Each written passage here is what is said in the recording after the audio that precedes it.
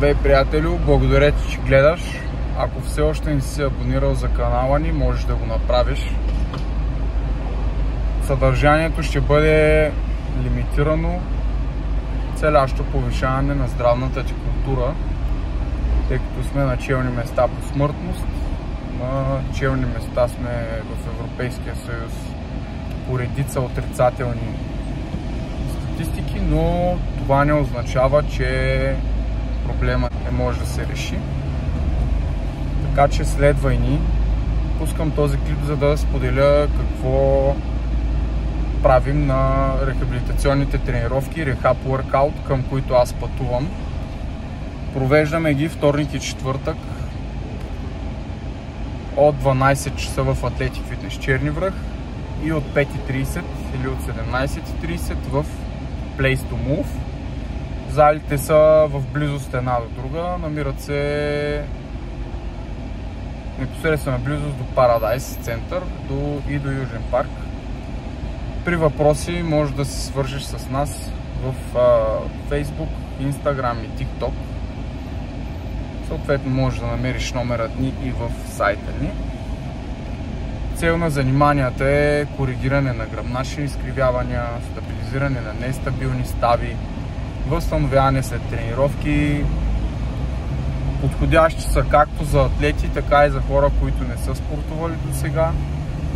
Упражнения, които включват фитбол, топка, фоум ролери, тояшки, гирички, и съм убеден, че голяма степен от хората, които се намират в фитнес залите, в залите за бойни изкуства, биха се затруднили да изпълнят този тип занимания, тъй като са много специфични упражненията, коригиращи са и същевременно пък дават възможност да се натовари опорно-двигателния апарат с щадящи тежести.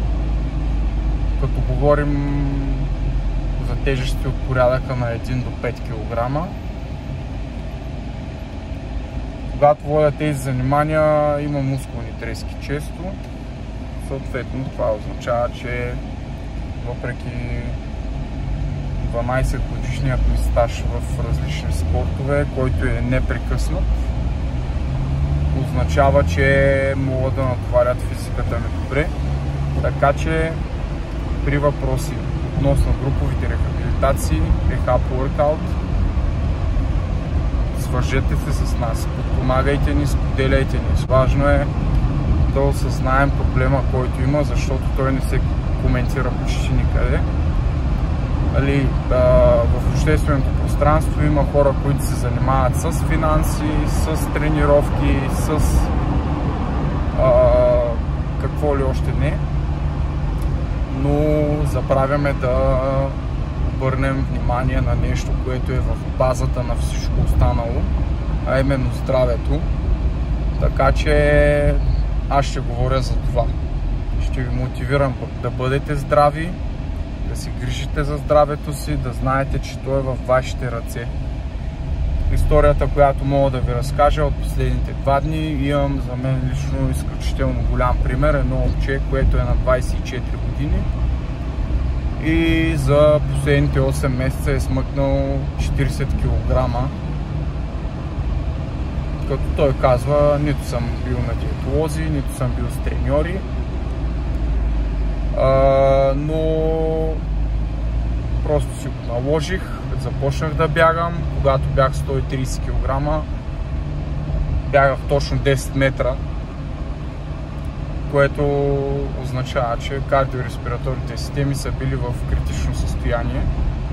Сега момчето се прави 40-50 минути, час бягане. Стартирали сме фитнес медикал програма, която изпълняваме индивидуално. Това го нямам като практика, но нямаше как да му откажа на момчето. Съответно там се наблюдава и някакво гръбначно отклонение, тип сколиоза, и от друга страна пък кифоза, което означава, че имаме и странично изкривяване, и предно-задно. Но този човек е пример за това, че нещата са във вашите ръце. Следете ни, следете и този пример, защото го има навсякъде, просто не се дава гласност на този тип информация. Аз съм на мнение, че на мода е това, което се пропагандира по медиите, така че смятам, че въпреки че този тип дейности не са популярни, аз и организацията ми ще ги направим такива, защото целта, която съм си поставил, е да съм най-голямата верига в България за рехабилитация в фитнесите. Така че, ако сте собственики на фитнес, отворени сме към колаборации за създаване на кабинети за физиотерапия и рехабилитация във вашите зали. Това смятам, че ще дигне вашата услуга и ще даде добавена стойност на самата зала, тъй като имаме практика да предлагаме безплатни прегледи на всички. Всеки има правото да се информира за състоянието му. Все пак не всичко е пари, така че при нужда от съдействие с нас отворени сме към колаборация. А на тези от вас, които гледат с интерес, благодаря, че гледате тези видеа и дано успея да достигам до повече хора, да достигам до душите ви, да достигам до това да повиша здравната ви култура и да ви направя по-здрави. Не визуално, а практически. Едно разбирате какво искам да ви кажа. Беше ми приятно да отправя тези откровения към вас. А който има интереси към това да разкаже някаква история, свързана с здравеопазването, дали ще бъде с специалисти, дали ще бъде с определени проблеми, които има, споделяйте ги, защото тези проблеми имат решение.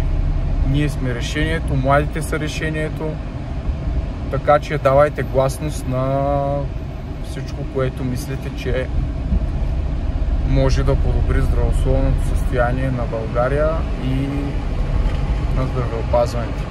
Бъдете здрави, абонирайте се за канала, не го забравяйте това нещо, въпреки че аз често го забравям, но абонирайте се, споделяйте видеоклипа